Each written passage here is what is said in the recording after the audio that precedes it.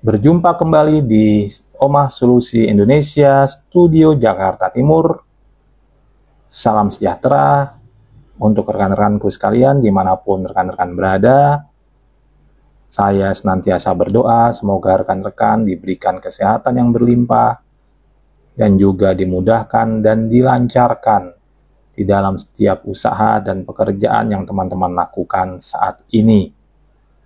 Teman-temanku, di video kali ini saya akan membahas komentar yang menurut saya ini menarik yang muncul di salah satu video saya, dan sepertinya ini adalah tulisan atau komentar dari kolektor ataupun simpatisannya atau mungkin keluarganya, karena memang banyak kolektor itu yang juga menonton, yang hobi menonton video-video dari Omah Solusi Indonesia, Omah Solusi Indonesia Foundation, ataupun Omah Solusi Indonesia Studio Jakarta Timur.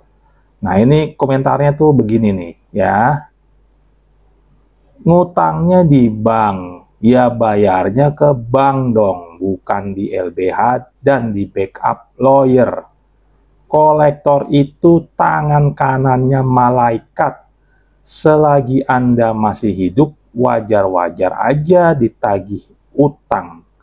Jangan gara-gara utang Anda tidak masuk surga.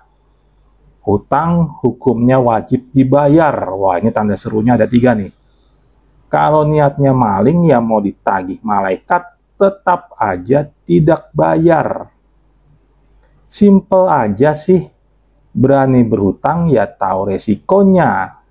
Kita kasih pinjam duit ke orang juga kalau tidak bayar tepat waktu, pasti kita tagih terus. Nah, seperti itu. Nanti teman-teman bisa baca sendiri ya. Nah, ini saya tergelitik ketika kolektor disamakan sebagai tangan kanan malaikat. Waduh, mohon maaf kakak, mohon maaf AA, mohon maaf mas, mbak, punten banget ya, mohon maaf. Kalau saya boleh tahu nih, malaikat itu kan kalau datang ya itu kan membawa sukacita, membawa kedamaian, ya kan? Terus juga membawa kebahagiaan, pengharapan. Nah, ini kalau yang malaikat yang datang ini tangan kanannya kok membawa ketakutan, membawa intimidasi, membawa perpecahan. Itu malaikat yang mana ya? Atau gini ya, saya ingat juga nih ya, kalau yang namanya itu tuh iblis, setan, itu kan asal muasalnya juga dari malaikat ya. Nah, jangan-jangan kolektor itu tangan kanannya malaikat yang ono noh. Soalnya itu tadi nggak membawa sukacita, nggak membawa kedamaian, adanya ngumbar emosi. Udah gitu, malaikat itu kan munculnya secara agung ya, secara berkilau, bercahaya. Ini kok munculnya rame-rame naik motor. Aduh, itu bener tuh malaikat dari yang ono kali tuh ya. Dari yang itu tuh yang terusir dari surga. Jangan-jangan yang itu. Bener nggak? Ya udah gini deh. Nggak usah lah bawa-bawa malaikat. Nanti yang ada kamu kualat. Pakai tangan kanan malaikat. Ya tangan kirinya aja kamu nggak pantas. Kok bisa-bisanya mengatakan bahwa kolektor itu tangan kanannya malaikat? Aduh, nggak usah lah bawa-bawa malaikat ya. Terus yang kedua nih, saya baca nih, menarik juga nih, menarik deh.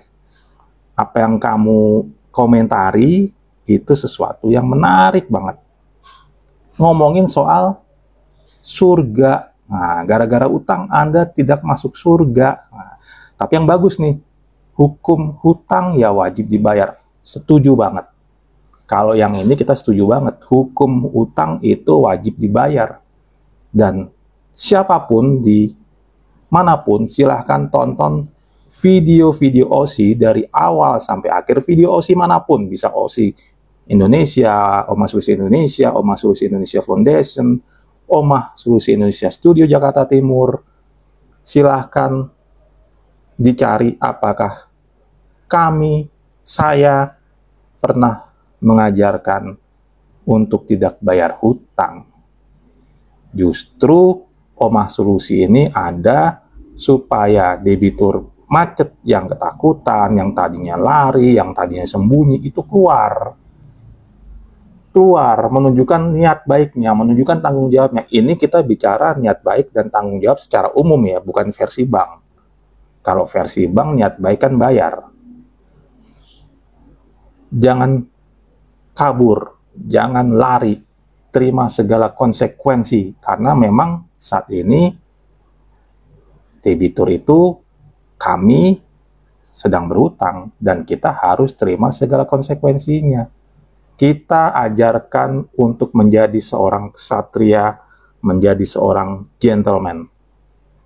Nama kami jelas, alamatnya jelas, nomor teleponnya jelas. Sekarang pertanyaannya, kamu jelas nggak, kolektor? Yang nelpon aja belum tentu namanya asli, ngaku-ngaku, kadang A, kadang B, besoknya C.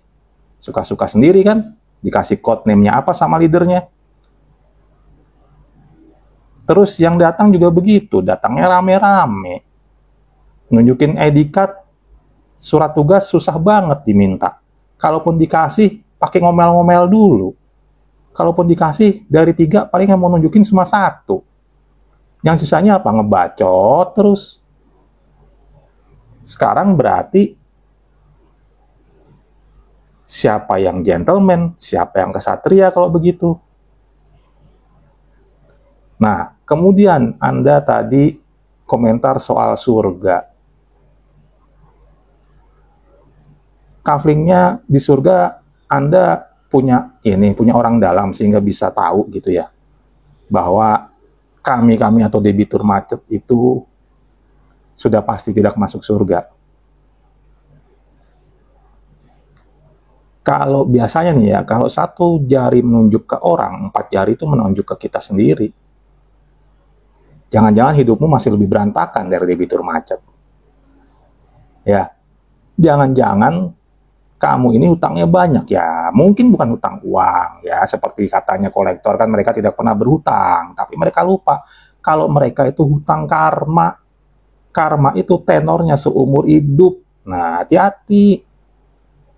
Kalau kami tenornya pada saat kami punya uang, kita bayar, selesai. Tapi kalau kamu, karma itu tenornya seumur hidup. Jadi hati-hati. Janganlah kamu menghakimi orang sesuai dengan ukuranmu. Karena apa yang kau pakaikan sebagai ukuranmu akan dijadikan juga untuk mengukur dirimu. Sebelum kamu menunjuk orang, buka dulu kotoran, bersihkan dulu, atau buka dulu selumbar yang ada di matamu. Supaya sebelum kamu menunjuk orang lain lebih bejat, lebih bersalah dari kamu bisa introspeksi. Surga dan neraka itu hak prerogatifnya Tuhan yang Maha Esa, ya. Kita manusia ini cuma bisa berusaha dan berbuat sebaik-baiknya. Seperti saat debitur macet. Itu dia macet kan bukan berarti tiba-tiba macet. Tentunya ada sebabnya. Apalagi debitur macet itu biasanya mayoritas umumnya ada debitur yang sudah menjadi nasabah bank tersebut selama bertahun-tahun, belasan tahun, bahkan puluhan tahun. Kalau tiba-tiba macet, ujuk-ujuk macet, itu berarti ada masalah, itu berarti ada penyebabnya. Jangan kemudian engkau, wahai kolektor, mau di brainwash seolah-olah debitur macet itu maling, debitur macet itu penipu, debitur macet itu ada orang-orang yang hobinya menghambur-hamburkan uang, yang hobinya bergaya hidup mewah. Itu pikiran dangkal, itu pikiran bodoh. Memang mungkin ada yang seperti itu, tapi mayoritas debitur tidak pernah seperti itu. Kita nggak usah lah, ya, pura-pura lupa. Coba lihat yang baru saja kita alami. COVID melanda. Siapa yang tahu kok tiba-tiba COVID, pandemi akan masuk ke Indonesia, akan membuat dunia ini menjadi gelap gulita untuk selama beberapa tahun. Kita tidak bisa berbuat apa-apa, ekonomi benar-benar kacau balau. Jangankan perorangan, perusahaan-perusahaan besar aja banyak yang tumbang. Dan perusahaan-perusahaan besar ini banyak sekali karyawannya, ya. Otomatis berapa ratus ribu yang di PHK. Berapa banyak usaha-usaha juga yang bangkrut akibat pandemi. Kemudian berapa banyak juga anggota keluarga, entah itu suami, entah itu orang tua, entah itu anak, istri, kerabat yang meninggal. Dan engkau kan nggak tahu ceritanya mereka survive itu bagaimana. Ada yang pengusaha demi menghidupi keluarganya, demi mempertahankan karyawannya, rela merogoh tabungannya, rela menggesek kartunya, supaya apa? Supaya untuk sementara waktu keluarganya bisa bertahan hidup, supaya untuk sementara waktu karyawannya bisa menghidupi keluarganya, dia tidak sampai mem-PHK, memecat, supaya apa? Supaya ekonomi tetap berjalan. Dan optimis bahwa pandemi ini hanya akan berlangsung atau akan terjadi selama 6 bulan, setahun. Itulah yang saya alami juga. Tapi kan ternyata pandemi itu berjalan 2 tahun lebih. Dan setelah pandemi itu dinyatakan berakhir, apakah kemudian perekonomian kami yang sudah hancur, debitur-debitur yang sudah jatuh, akan kembali lagi? Apakah anggota keluarganya mungkin tadinya jadi salah satu partner dalam menopang perekonomian keluarga akan bangun lagi, hidup lagi? Kan enggak. Membangun rumah yang sudah hancur itu nggak bisa langsung jadi, butuh pondasi dulu, butuh dia kemudian membeli bahan bangunannya dulu, mungkin tidak langsung besar, tidak langsung bisa langsung mewah, megah, semua itu perlu bertahap.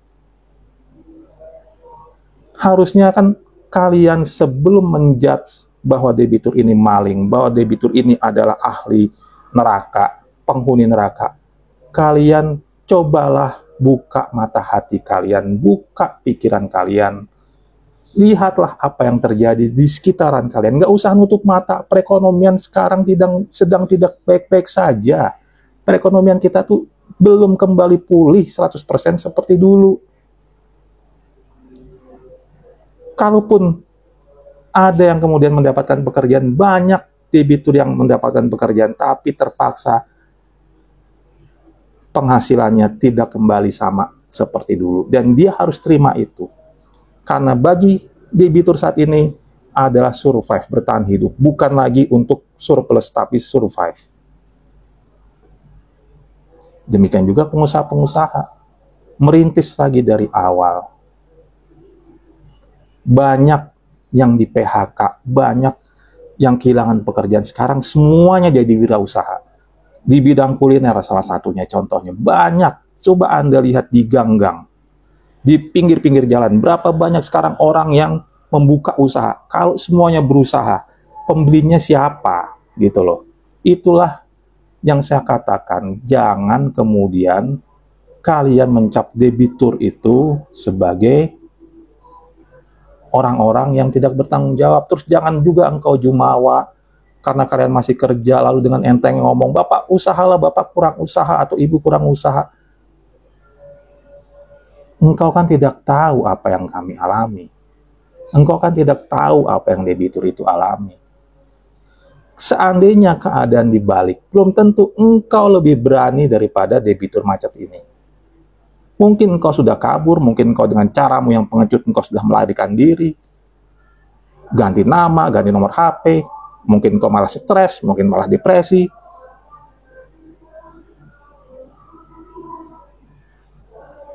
Jadi, untuk surga dan neraka, semua itu hak prerogatif dari Tuhan. Siapakah kamu bisa mengatakan bahwa dia karena berhutang, lalu artinya dia masuk neraka? Apakah saat engkau masuk ke alam maut, apakah engkau saat meninggal, kemudian malaikat akan bertanya, utangmu berapa? Kamu kolek berapa? Enggak, yang ditanyakan sudah berapa banyakkah kebaikan yang engkau buat, sudah berapa banyakkah manfaat yang sudah engkau buat untuk sesamamu. Lalu sini juga dikatakan berani berutang, ya artinya tahu resikonya, ya toh, simple aja. Nah, memang itulah yang saya ajarkan ke member-member OSI yang jumlahnya ribuan itu ya. Jadi member OSI saat ini, entah itu OSI Indonesia Foundation ataupun saya sendiri, itu jumlahnya ribuan, dan itu saya ajarkan segala konsekuensinya. Artinya apa? Pada saat engkau berhutang dan tidak bisa membayar, hutang itu adalah kewajiban dan engkau tidak melakukan kewajibanmu, maka engkau harus terima segala konsekuensinya sesuai aturan yang berlaku. Aturan perbankan apa? Engkau akan dikenai bunga dan denda, blacklist, B-checking yang dulu atau sekarang disebut OJK, itu akan jelek. Kemudian juga engkau akan ditagih ke kolektor, baik itu deskol maupun deptol yang datang ke rumah. Atau keempat, engkau dituntut secara perdata oleh bank. Dan itu adalah konsekuensinya, dan itu harus debitur terima. Kami mengajarkan debitur untuk menjadi seseorang yang bertanggung jawab, seseorang yang ksatria, yang gentleman. Bukan orang yang karena takut kemudian ganti nomor, pasang aplikasi blokir-blokir, atau mungkin pindah alamat. Yang seperti itu justru kita ajak untuk on the track, untuk kembali menerima segala konsekuensinya itu. Kalau mereka memang mau kita bina, kalau memang mereka mau bergabung ke komunitas OSI, dan semuanya harus mengikuti cara yang kami ajarkan. Jadi nggak ada ceritanya kemudian kolektor datang, debiturnya kabur, atau kolektor telepon debiturnya tidak bisa dihubungi. Selama mereka bergabung dengan OSI, dengan sukacita pasti akan diterima, entah itu yang telepon ataupun entah itu yang datang. Dan debitur-debitur ini jelas kok, alamatnya jelas ya kan, nomor teleponnya jelas, orangnya pun juga jelas. Sekarang kan pertanyaannya, kolektornya jelas nggak? Yang telepon aja itu seperti saya katakan tadi, namanya juga belum tentu asli, tergantung nickname atau code name yang dikasih leadernya kan. Mungkin bisa namanya Ahmad, mungkin bisa namanya Reza, Krishna, Putra, Glory, dan macam-macam lah sesuai dengan apa yang tiba-tiba terlintas saja di benaknya. Nah itulah. Jadi memang konsekuensi adalah sesuatu yang kita wajib terima apabila kita tidak bisa melakukan kewajiban kita. Tapi kalau sudah konsekuensi itu diterima, ya kemudian kolektornya juga jangan mutung, jangan sewot, terus bilang apa biasanya, jangan buat aturan sendiri Bu, jangan buat aturan sendiri Pak. Lah, yang buat aturan sendiri itu siapa? Itu kan aturan bankmu, itu kan aturan perbankan. Kalau kamu nggak puas ya jangan sewot ke saya, jangan sewot ke debitur, tapi sewotlah tuh ke perbankanmu, minta rubah aturannya. Atau nggak perlu aturan sama sekali, biar cara-cara ini aja, cara-cara jalanan aja begitu. Ya nggak apa-apa. Kalau memang seperti itu adanya, ya kita juga siap. Tentunya pembinaan OSI akan berbeda lagi.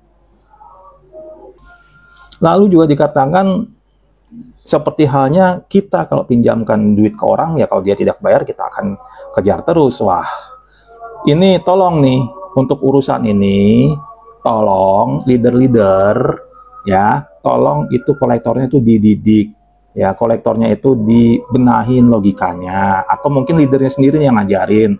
Tolonglah kalau mengasih contoh itu apple to apple. Jangan hutang perorangan disamakan hutang ke bank. Jelas beda jauh, bos. Ya, kalau saya nih, logikanya nih, saya ya, contohnya lah ya, analoginya saya ngasih contoh, ngasih hutang ke kamu. Artinya saya harus kenal dulu sama kamu. Ya kan? Mungkin bisa saudara, mungkin bisa sahabat, mungkin bisa teman, tapi juga kalau teman, tentunya juga saya lihat-lihat dulu. Ini teman yang sering kita hubungan atau cuma sekedar ada perlu baru ngechat, kan begitu. Jadi nggak perlu tuh nama yang saya minta slip gajinya, slip gajinya yang saya minta, kemudian foto KTP-nya, kemudian saya minta apalagi ya, mungkin NPWP-nya, nggak perlu, kan beda sama bank ya. Terus kedua, kalau saya mau kasih pinjam, saya kenal, saya juga harus lihat dulu kondisi ekonominya dia seperti apa, ya toh.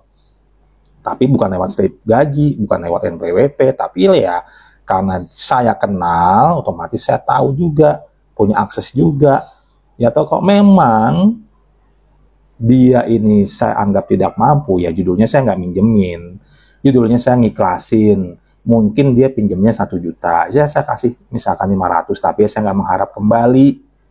Tuh, beda kan? Kalau bank kan enggak. Terus yang paling keren, kalau perorangan, kayak saya, kalau minjemin uang ke orang, saya nggak ngenain bunga, saya nggak pakai denda, saya nggak pakai biaya administrasi. Ya udah, pinjem 1 juta, ya bayar 1 juta. Nggak tahu kalau kamu bisa ngasih contoh seperti itu. Mungkin yang ngasih contoh ini tipikal yang ngebungain, ngasih pinjem ke orang, ngebungain, rentenir dong namanya. Ya beda lah, jangan samain. Ini hutang perorangan secara umum dengan hutang ke bank, itu tentunya jauh berbeda. Jadi jangan disamain. Ya, terus kedua, kesekian kali poinnya, bukan kedua ya, tapi kesekian kalinya, kalau saya, ibaratnya orang ini ngasih, saya pinjemin, kemudian karena niat baiknya dia, ya, karena niat baiknya dia, saya sudah dipinjamkan dan itu membantu saya, oke, saya kembalikan, lebihin deh 1.050.000 atau 1.100.000. Nah, kemudian besok bulan depannya dipinjam lagi, pinjam lagi, seperti itu. Tapi sudah berapa bulan kemudian tiba-tiba dia nggak bisa bayar lagi. Kalau saya ikhlasin. Saya tahu kondisinya dia baik, dan kalaupun dia nggak sanggup bayar, itu pasti ada sebabnya. Dan saya datang ke rumahnya, saya telepon dia, dan dia masih mau ngangkat, dia masih mau nemuin, dia mau menceritakan segala sesuatunya dengan terbuka. Apalagi dia juga sudah memberikan lebihan buat saya. Masa saya harus kejar-kejar, harus saya bentak-bentak? Itu kan nggak etis, itu kan nggak beretika namanya. Dia sedang jatuh, saya tahu dia sedang jatuh, kemudian saya kejar-kejar, saya bikin hidupnya dalam ketakutan, depresi, stres. Yang ada adalah saya yang jatuh ke dalam dosa. Tapi dengan mengikhlaskan, justru saya percaya saya akan mendapat rezeki dari yang lainnya, atau pintu rezeki saya dari yang lainnya akan terbuka. Itu konsep hutang orang per orang. Jadi jangan kau samakan dengan konsep debitur hutang ke bank, beda. Ya, memang debitur sekarang kalau ngutang ke bank seperti yang umum terjadi, ada yang terjadi mungkin sampai 10 tahun, mungkin 15 tahun. Selama 15 tahun debitur ini sudah memberikan kontribusi, dan kalau mau fair dihitung jumlahnya sudah lebih besar dari utangnya, memang bank mau terima. Memang bank kemudian secara spontan akan mengakui bahwa dia sudah memberi lebihan buat kita, jadi ya sudahlah, dia tidak mau membayar dulu atau belum bisa membayar dulu saat ini, nggak apa-apa, kita kasih kelegaan, kita kasih kelapangan supaya dia bisa berusaha dengan tenang, supaya dia bisa bekerja dengan tenang. Memang seperti itu. Kan enggak, yang ada kalian kolektor-kolektor tiap hari telepon. Baru 1 jam, telepon lagi. Nanti sehari bisa telepon lebih dari 3 kali, 5 kali. Seolah-olah dalam 1 hari bisa berubah gitu perekonomian. Jadi tolonglah kalau berpikir, pola pikirnya itu yang pinter dikit. Jangan kayak bocah SMP atau SD, nggak bisa bedain hutang orang per orang dengan hutang perbankan. Lalu ada juga kata-kata mengenai apa nih? Bayarnya ke bank dong, bukan bayar di LBH dan di backup lawyer. Wah, jadi seolah-olah debitur itu kalau datang ke OSI berarti bayar. Nggak. Keren kan? OSI nggak pernah minta bayaran apapun. Jadi OSI ini independen. Nggak ada bisa digoyang entah itu dari pihak bank, entah itu dari pihak debitur. Karena kami tidak meminta bayaran apapun. Jadi kami tidak punya sangkutan, tidak punya kaitan kepada pihak debitur ataupun perbankan. Kalau debiturnya salah ya kita katakan salah. Kalau debiturnya tidak mau membayar karena memang niatnya memang tidak baik, tidak mau membayar, ya kita katakan memang kamu tidak niat bayar, ya jangan bergabung ke kami. Enak karena kami tidak memiliki beban. Kami di OSI tidak meminta bayaran apapun dan tidak pernah menerima bayaran atas jasa-jasa kami. Apa yang kami kerjakan, apa yang kami lakukan murni untuk kemanusiaan, untuk menolong. Karena saya dan member-member OSI, mentor-mentor OSI gerah dengan kelakuan kolektor. Banyak debitur-debitur yang baik, banyak debitur-debitur yang berjasa, dibikin hidupnya porak-poranda, dibikin keluarganya hancur, dibikin stres, depresi, bahkan kehilangan pekerjaan, dan bahkan berniat mengakhiri hidupnya. Biadab, itu saya bilang, benar-benar biadab. Dan kami tidak tinggal diam. Selama penagihan barbar, selama cara-cara premanisme, unjuk-unjuk kekuatan, intimidasi dilakukan oleh kolektor, kami akan menjadi garda terdepan yang akan memberikan support mental, memberikan support ilmu kepada mereka. Supaya apa?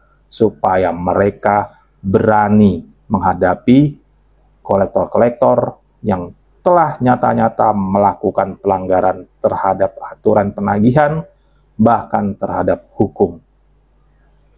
Dan OSI juga siap membackup member-membernya yang apabila karena pelanggaran itu terjadi dan itu sampai ke ranah hukum, ranah pidana, maka OSI akan mengawal sampai kasusnya itu masuk ke persidangan.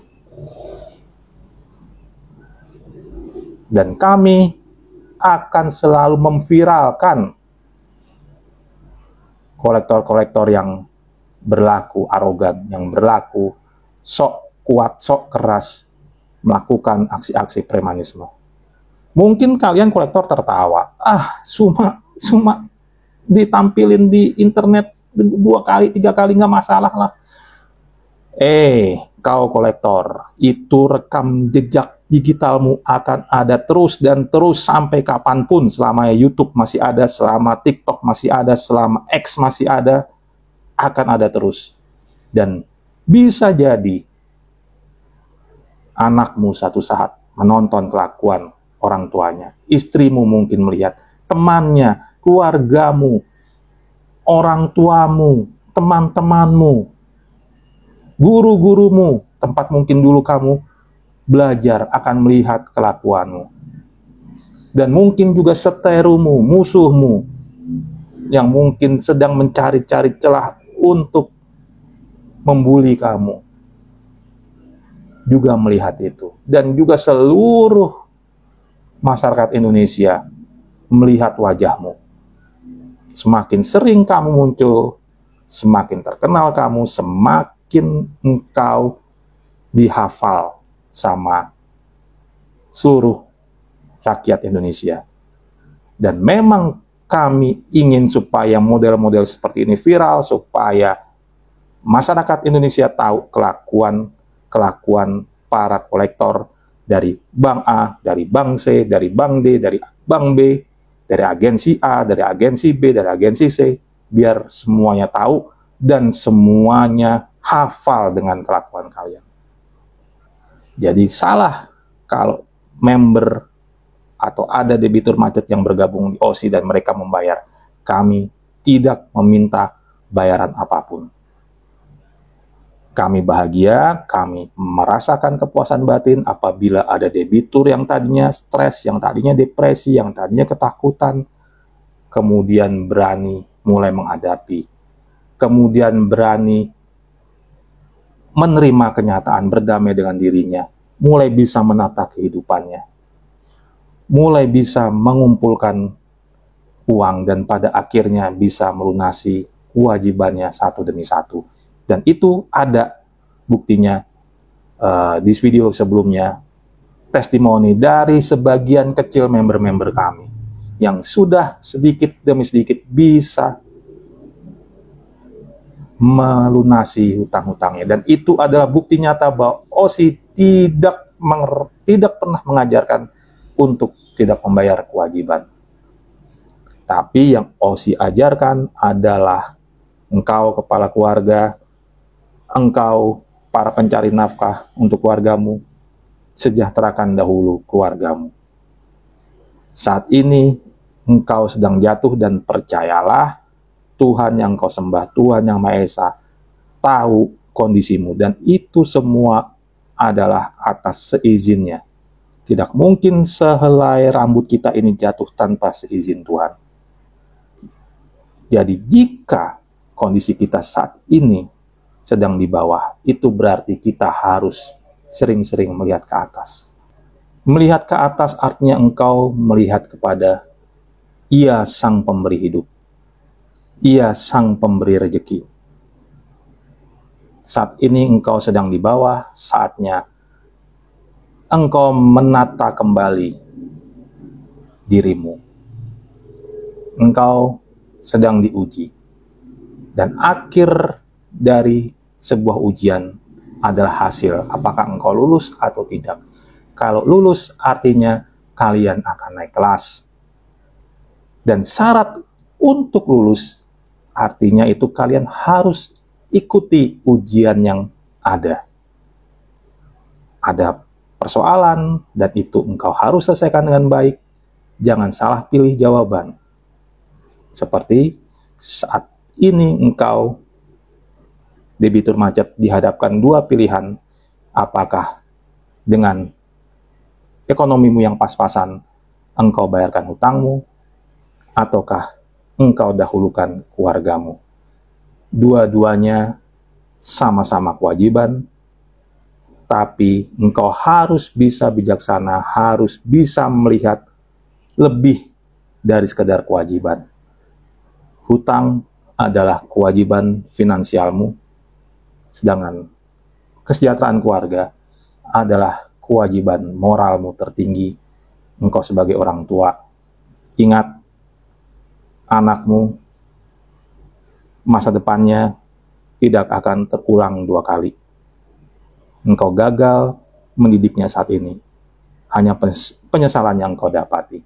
Apabila kalian saat ini sedang mengurus orang tuamu yang sedang sakit, ingat, umur orang tua tidak akan kembali. Jadi jangan sia-siakan itu. Apabila memang engkau alokasikan saat ini danamu untuk pembiayaan biaya rumah sakit orang tuamu, biaya rumah sakit keluargamu, lakukanlah itu dahulu. Karena mereka, kesempatan bersama mereka tidak akan terulang dua kali. Demikian juga masa depan anakmu, itu tidak akan terulang dua kali. Dan buat kamu sendiri, jangan siksa dirimu. engkau harus makan yang bergizi, makan yang enak, makan yang cukup. Jangan karena engkau saat ini sedang terlilit utang, artinya terus kamu hanya makan nasi dengan garam. Jangan, ya. Kamu ini sedang berada dalam kesulitan ekonomi dan engkau butuh energi yang besar. Engkau butuh energi yang banyak untuk bisa fokus, untuk bisa kembali naik. Jadi makanmu harus cukup, makanmu harus enak. Uang untuk membayar hutang bisa kamu cari kapanpun. 2 tahun lagi masih ada uang, 3 tahun lagi uang pun masih ada. 5 tahun lagi uang pun masih ada. 10 tahun lagi uang pun masih ada. Jadi jangan pernah khawatir akan hidupmu. Yang penting berbuat baiklah selalu dan niatkan di dalam hatimu bahwa saya bertanggung jawab dan saya akan melunasi hutang-hutang saya, kewajiban-kewajiban saya.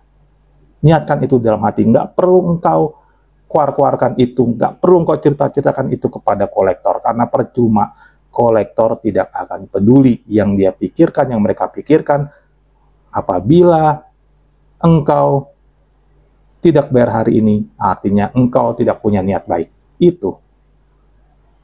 Apabila engkau tidak membuat janji untuk mencicil, janji untuk merestruk hutangmu, berarti engkau tidak punya niat baik. Itu. Jadi nggak usah engkau bilang saya punya niat baik, tapi memang kondisi ekonomi saya saat ini sedang tidak baik-baik saja. Jadi saya mohon waktu. Percuma, ya, karena setelan mereka sudah seperti itu. Banyak kolektor itu yang sudah buta hati, buta pikirannya, bukan cuma pikiran, empatinya juga sudah nggak ada. Yang mereka kejar ya komisi, yang mereka kejar ya fee. Hanya itu, mereka nggak peduli apakah debiturnya ini sedang merawat orang yang sakit, apakah debiturnya ini benar-benar sedang jatuh. Yang dilihatnya apa? Yang dilihatnya ya debitur ini punya rumah, debitur ini punya motor, debitur ini punya mobil. Tapi dia nggak tahu motor itu buat apa, mobil itu buat apa, rumah ini punya siapa. Dia nggak tahu seperti itu. Jadi, teman-temanku, dari semua pembahasan tadi, artinya kita sepakat sama-sama, ya, baik kami dari pihak debitur maupun kolektor, tentunya sepakat bahwa hutang itu wajib dibayar. Oke?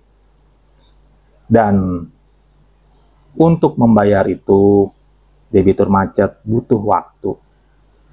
Kita bukan niat kabur, kita bukan niat lari, tapi kita cuma butuh rehat dulu untuk memulihkan kembali perekonomian kita.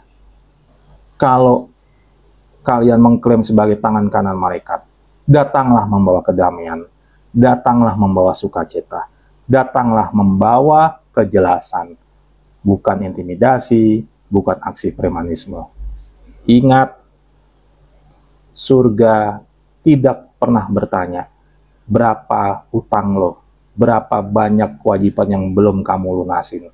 Tapi surga dan si isi surga akan bertanya, sudah berapa banyak kebaikan yang engkau tabur? Sudah berapa banyak manfaat yang engkau berikan kepada sesamamu? Apakah engkau pernah menginjak-injak orang sesamamu pada saat dia sedang jatuh?